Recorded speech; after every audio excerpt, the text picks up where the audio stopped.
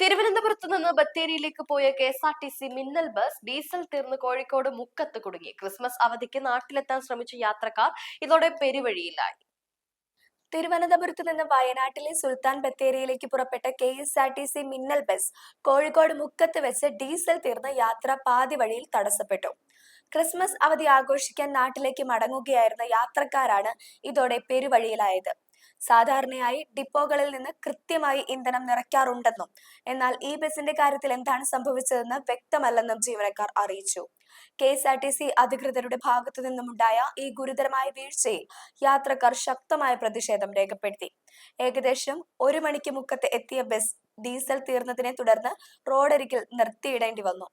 അവധി കഴിഞ്ഞ് എത്രയും വേഗം വീട്ടിലെത്തുവാൻ മിന്നൽ ബസിനെ ആശ്രയിച്ച തങ്ങൾക്ക് ഇതൊരു വലിയ തിരിച്ചടിയാണെന്ന് യാത്രക്കാർ പറഞ്ഞു.